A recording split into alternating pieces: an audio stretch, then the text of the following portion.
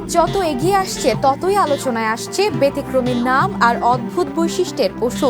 সম্প্রতি ভাইরাল হয়েছে Donald Trump ও Netanyahu নামের মহিষ। এবার সেই তালিকায় নতুন সংযোজন মোদি। তবে নামের চেয়েও বেশি আলোচনা এসেছে মহিষটির অস্বাভাবিক লম্বা সাদা দাড়ি আর ভিন্ন রকম চেহারা।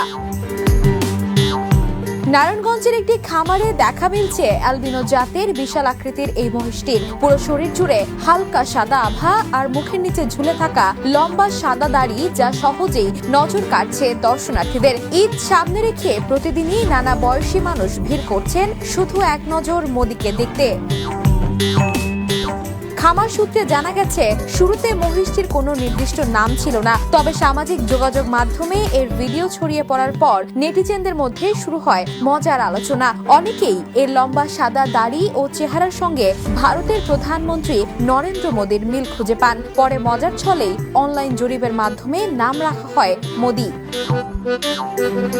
এদিকে ঈদুল আজহা ঘিরে এমন ভিন্নধর্মী নামের পশু নিয়ে মানুষের আগ্রহ বাড়ছে বলে মনে করছেন খামারিরা। কারো নাম ট্রাম্প, কারো নেতানিয়াহু, আর এবার সেই তালিকায় আলোচনার কেন্দ্রে উঠে এসেছে মোদি নামের এই সাদা দাড়িওয়ালা মহিষ।